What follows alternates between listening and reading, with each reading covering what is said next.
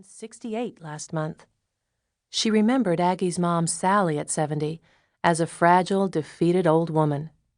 But Aggie sparkled with life and enthusiasm.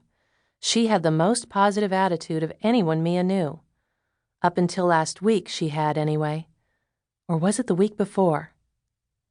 Mia couldn't pinpoint the moment the changes started. At first, only little things caught her attention. No smiles for the customers, no corny jokes, long stretches of time unpunctuated by Aggie's usual cheerful chatter. Then, on Tuesday, she burned 3 batches of sweet rolls, one right after the other. On Wednesday, she forgot to add baking soda to the blueberry muffin batter, and the muffins came out rock hard. Aggie blamed the oven for both incidents, complaining that Leanne and Mia bought cheap merchandise. Yesterday, Aggie burst into tears when Old Man Miller wished her a Happy New Year. Then she missed a curve in the road on the way home from work and mowed down the decorated spruce tree in Joe and Missy Potter's front yard. A heartbreaking air of sadness surrounded Aggie lately. Most of the time, she seemed only physically present, her mind a million miles away. At 50, both Mia and Leanne were 18 years younger, but they had always had to stay on their toes to outrun, outsmart, or outwit Aggie.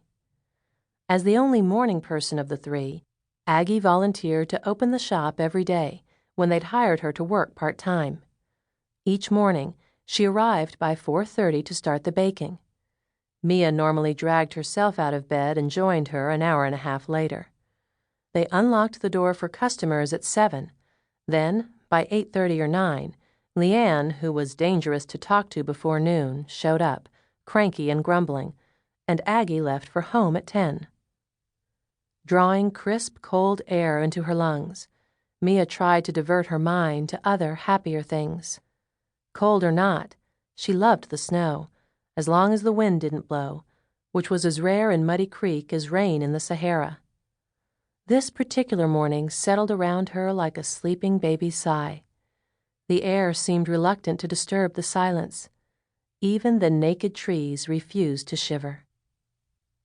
Though already a week into the new year, a few houses on the side streets off Main still twinkled with Christmas lights. Mia gave thanks that the holidays had ended. This Christmas without Dan hadn't been any easier than last year's. That man did love the season. He used to plunge head first into the festivities. The kids singing carols at the school play, the baking, the decorating, the rattling of bright, shiny boxes. Dan's enthusiasm for the holiday had been contagious, and Mia had caught it early in their marriage. But that all ended with his sudden heart attack. Now, silent night and colored lights only made her ache. As she neared the shop, Mia spied a huddled form at the door, stomping snow from a pair of cowboy boots on the welcome mat and muttering something inaudible.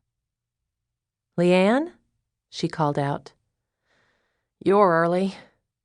Leanne's groggy voice came from beneath the faux leopard fur-trimmed hood of a fitted coat.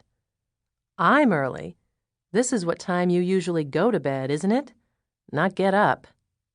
Leanne pulled a ring of keys from her coat pocket. "I couldn't sleep." "Me either." She glanced into the softly glowing shop window, the only one lit up along Main. "Aggie?" "Yeah." Fatalism darkened Leanne's quick look, a helplessness at odds with her usual brisk self-assurance. "I'm worried about her." "Me too. I've never seen her so down or so scatterbrained. She chewed me out good yesterday for making a mess and leaving it for her to clean up. Said I reminded her of Jimmy when he was a kid, expecting her to be his maid. I think those are the only harsh words I've ever heard come out of that woman's mouth." "Other than her comment about our cheap oven, you mean?" A short, sharp laugh, then, "I forgot about that." Her keys jingled as Leanne searched for the right one. With Aggie's family history, I can't help wondering if...